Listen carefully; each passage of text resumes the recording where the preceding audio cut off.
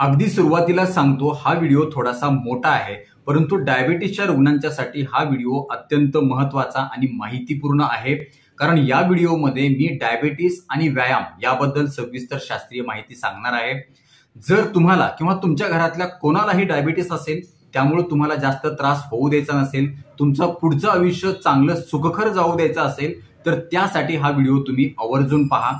या व्हिडिओमध्ये मी खास करून तुम्हाला डायबिटीसच्या रुग्णांनी नियमितपणे व्यायाम का करावा, व्यायाम सुरू कसा करावा, कोणता व्यायाम करावा, कसा करावा, डायबिटीसच्या रुग्णांच्यासाठी सर्वात चांगला व्यायाम कोणता, व्यायामाला सुरुवात करण्या अगोदर कुठल्या काही तपासण्या करणं गरजेचं असतं का, व्यायाम करताना किंवा व्यायाम केल्यामुळे काही त्रास होऊ नये यासाठी कुठली काळजी घ्यावी, व्यायाम चालू असताना अचानक रक्तातील साखर कमी झाली हे कसं ओळखायचं आणि त्यासाठी काय करायचं, व्यायाम बंद कधी करायचा आणि डायबिटीसच्या रुग्णांच्यासाठी योगाभ्यास किती महत्वाचा आहे याबद्दल सविस्तर शास्त्रीय माहिती मी सांगणार आहे.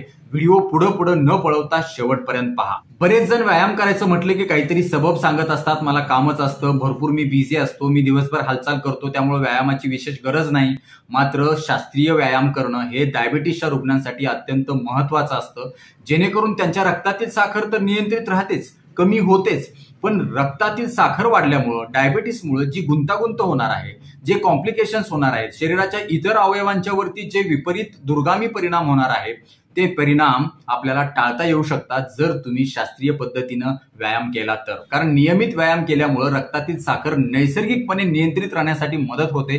ती कशी? व्यायाम केल्यामुळे आपल्या शरीरामध्ये इन्सुलिन रिसेप्टरची संख्या खूप मोठ्या प्रमाणामध्ये वाढते. त्यामुळे शरीरातील मांसपेशी जास्तीची साखर वापरायला लागतात, जास्तीच्या कॅलरीज वापरायला लागतात. त्यामुळं आपली रक्तातील साखर अचानक वाढत नाही, ती नियंत्रित राहते. यासोबतच व्यायाम केल्यानंतर साधारण 3 ते 4 तासामध्ये आपला BMR अर्थात बेसल मेटाबॉलिक रेट, चयापचयाचा दर खूप मोठ्या प्रमाणामध्ये वाढतो, मोठ्या वेगानं वाढतो. त्यामुळे देखील जास्तीच्या कॅलरीज बर्न होऊन आपल्या रक्तातील साखर चांगल्या प्रकारे नियंत्रित राहण्यास मदत होते. यासोबतच असा देखील अभ्यास आहे की व्यायाम केल्यामुळे आपल्याला भूक लागण्यासाठी जी काही रसायनं असतात, जी आपल्या मेंदूमध्ये स्त्रावली जातात, ती रसायनं देखील कमी होतात. त्यामुळे आपल्याला भूक लागणं, खावकाव होणं हे देखील नियंत्रित होऊ शकतं. भूक कमी होऊन आहार कमी झाल्यानंतर सुद्धा आपल्या रक्तातील साखर नियंत्रित राहण्यासाठी, कमी होण्यासाठी मदत होते. खरं तर व्यायाम करत असताना आपल्या शरीरामध्ये असणारी साखर आणि फॅटी ऍसिड यांचा वापर आपलं शरीर करत असतं. आपल्या शरीरामध्ये यकृतात आणि मांसपेशींच्या मध्ये साखर ही ग्लायकोजनच्या स्वरूपामध्ये साठवून ठेवलेली जाते. आपण ज्यावेळेस व्यायाम सुरू करतो त्यावेळेस पहिले 10-15 मिनिट आपल्या शरीराच्या माध्यमातून रक्तातील आणि मांसपेशींच्या मधली साखर वापरली जाते. मात्र जेव्हा तुम्ही 15 मिनिटाच्या पुढे जाता, 30 मिनिटाच्या पुढे जाता, तेव्हा यकृतामध्ये साठवून ठेवलेली ग्लायकोजनच्या स्वरूपामधली जी साखर आहे तिचं साखरेत रूपांतर होतं आणि आपल्या शरीराला त्याचा वापर केला जातो. त्यामुळे रक्तातील एकूण साखर कमी होण्यासाठी आपल्याला मदत होते. व्यायाम करायला सुरुवात केल्यानंतर साधारण 30 मिनिटाच्या नंतर शरीरातील फॅटी ऍसिड बर्न व्हायला लागतात, ज्याला आपण फॅट असं म्हणतो, आणि त्याचा देखील आपल्याला फायदा होतो. मात्र व्यायामाचा कालावधी हा 30 मिनिटापेक्षा जास्त असणं अत्यंत गरजेचं आहे. मग यावरून आपल्या लक्षात येईल की व्यायाम केल्यामुळे मधुमेहाच्या पेशंटला कुठले फायदे होतात. सगळ्यात पहिल्यांदा रक्तातील साखरेची पातळी नियंत्रित राहते, कमी होते, ती अचानक जास्तीची वाढत नाही. शरीरामध्ये असणाऱ्या पेशींच्या वर असणारे इन्सुलिन रिसेप्टर देखील जास्त प्रमाणामध्ये वाढतात. इन्सुलिन रेजिस्टन्स कमी होऊन इन्सुलिन सेन्सिटिव्हिटी वाढते, अर्थात इन्सुलिन चांगल्या प्रकारे रक्तातील साखर कमी करण्यासाठी मदत करतं, क्रियाशील होतं. यामुळे एकूण ग्लायकोहिमोग्लोबिनची पातळी देखील कमी होण्यास मदत होते. सोबतच शरीरासाठी हानिकारक असणारे LDL नावाचे लिपिड आणि ट्रायग्लिसराइड लिपिड अर्थात खराब चरबी देखील कमी होते आणि चांगली चरबी म्हणजेच HDL वाढण्यासाठी देखील या व्यायामाच्या मुळे डायबिटीसच्या रुग्णांना फायदा होतो. ज्यामुळे हृदय आणि रक्तवाहिन्यांचं आरोग्य चांगलं राहण्यासाठी मदत होते. रक्तदाब कमी होतो, नियंत्रित राहतो, त्यामुळे हृदयाची कार्यक्षमता चांगली वाढते. वजन जास्त असेल तर ते कमी होण्यासाठी मदत होते. शरीराला एक चांगला शेप येतो, उत्साह वाढतो, मानसिक आरोग्य चांगलं राहतं, स्नायू आणि सांध्यांची लवचिकता वाढते, त्यामुळे हालचाली आपल्या चांगल्या प्रकारे होऊ शकतात. दिवसभर तुम्हाला एकदम फ्रेश वाटेल, एनर्जेटिक वाटेल, उत्साही वाटेल, नवीन कामं करावी, नवीन आयडिया सुचतील आणि तुमच्या आजाराकडे आणि तुमच्या जगण्याकडे बघण्याचा दृष्टिकोन देखील तुमचा चांगला होईल. आता कोणता व्यायाम करावा? जर वय कमी असेल, बालमधुमेही ज्याला आपण म्हणतो, तर अशा लोकांनी डान्स करणं असेल, पोहणं असेल किंवा सूर्यनमस्कार यासारखे व्यायाम करावेत. वय जास्त असेल तर त्यामध्ये चालणे, पोहणे, डोंगर चढणे, सायकल चालवणे, खेळाची तुम्हाला आवड असेल तर तुम्ही टेनिस खेळू शकता, बॅडमिंटन खेळू शकता, घरातली किंवा शेतातली बागेतली हलकी फुलकी कामं देखील करू शकता. आता पाहूया व्यायामाला सुरुवात कशी करायची. सगळ्यात पहिल्यांदा मनाची तयारी करा. सगळ्यात पहिल्यांदा मनाला सांगा की मला व्यायाम करणं अत्यंत गरजेचं आहे. जेणेकरून फक्त माझ्या रक्तातील साखरच कमी होणार नाही, माझा डायबिटीस आजारच कमी होणार नाही, तर एकूण माझं शारीरिक आणि मानसिक आरोग्य चांगलं राहण्यासाठी फायदा होणार आहे। त्यामुळे हे मनाला समजावा की व्यायामाची गरज किती आहे, व्यायामाचं महत्त्व माझ्या शरीराला, माझ्या आयुष्यासाठी किती महत्त्वाचं आहे हे अगोदर ठरवा। नक्कीच तुम्ही ते व्यायाम करायला सुरुवात कराल। व्यायामाला सुरुवात करत असताना अगदी सुरुवातीला हळूहळू थोडा व्यायाम चालू करा। त्याच्यानंतर तुम्ही हळूहळू त्याचा वेळ आणि त्याचा वेग देखील तुम्ही वाढवू शकता। चालण्याचा व्यायाम करत असाल तर तुमच्या पायामध्ये स्पोर्ट्स शूज असणं अत्यंत महत्त्वाचं आहे, कारण त्यामुळे तुमचे पाय अत्यंत सुरक्षित राहतील, पायाला चांगली ग्रिप येईल, तुमचे पाय दुखणार नाहीत, तुमच्या पायाला कम्फर्ट वाटेल, त्यामुळे तुम्हाला चांगल्या प्रकारे चालू वाटेल। बूट घालताना सॉक्स नियमित वापरा, सॉक्स व्यवस्थित स्वच्छ धुतलेले असावेत। आठवड्यातून किमान 6 दिवस तरी तुम्ही व्यायाम करावा। कोणताही व्यायाम मध्य स्वरूपाचा असावा, जास्त सौम्य किंवा जास्त तीव्र स्वरूपाचा नसावा। सुरुवातीचं जे वॉर्मअप आहे आणि शेवटी व्यायाम बंद करत असतानाचा जो पिरियड आहे हा सोडून याच्या व्यतिरिक्त तुम्ही 30 मिनिटाचा व्यायाम करणं गरजेचं आहे, की ज्या व्यायामामुळे शरीरातील मोठ्या मांसपेशींना हालचाल मिळते, त्यांचं वर्कआउट जास्त होतं, अशा प्रकारचा व्यायाम आवर्जून करा।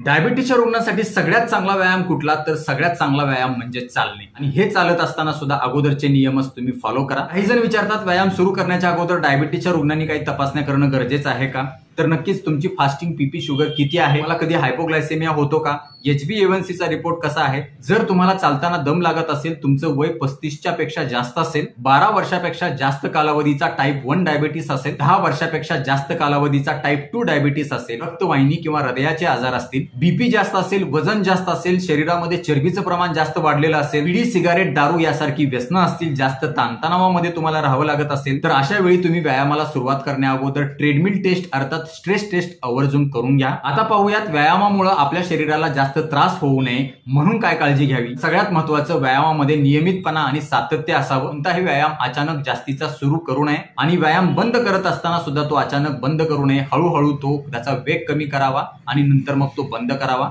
कडक थंडीमध्ये, कडक उन्हामध्ये अजिबात व्यायाम करू नये। अतिशय तीव्र स्वरूपाचा थकवा आणणारा, डोळ्याला अंधारी आणणारा, अशक्तपणा आणणारा व्यायाम करू नका। सगळ्यात महत्त्वाचं, व्यायाम करताना डोक्यामध्ये कुठलाही विचार करू नका, कुठलीही चिंता, काळजी, टेन्शन दूर ठेवा आणि मग व्यायाम करा, तरच त्याचा तुम्हाला फायदा होईल। बऱ्याच रुग्णांची शंका असते की व्यायाम करताना हायपोग्लायसेमिया होऊ शकतो, तर तो होऊ नये म्हणून काय करायचं, त्यामध्ये खास करून सुरुवातीला काही दिवस व्यायामाला सुरुवात करण्या अगोदर रक्तातील साखर तपासावी। जर कमी असेल तर व्यायामाला जाण्या अगोदर 1 कप चहा बरोबर किंवा कॉफी बरोबर तुम्ही 2 बिस्किटे खाऊ शकता। व्यायामाला निघताना खडीसाखर, गूळ, चॉकलेट किंवा एखादं बिस्किट पुडा, पाण्याची बॉटल आवर्जून सोबत असू द्या। व्यायामाला निघण्या अगोदर पाणी पिऊन घराच्या बाहेर पडा। व्यायामाच्या आधी आणि व्यायामाच्या नंतर कुठलेही व्यसन करू नका, तंबाखू खाऊ नका, बिडी, सिगारेट ओढू नका। व्यायाम केल्यानंतर लगेचच आंघोळ करू नका, थोडा वेळ थांबा, शरीर शिथिल होऊ द्या, मांसपेशी शिथिल होऊ द्या आणि मग तुम्ही आंघोळीला जा। आंघोळीचं पाणी हे कोमट किंवा सौम्य असावं आणि जर तुम्हाला संध्याकाळच्या वेळेला व्यायाम करायचा असेल तर झोपण्याच्या आधी 3 तास तुमचा व्यायाम तुम्ही उरकून घ्यावा।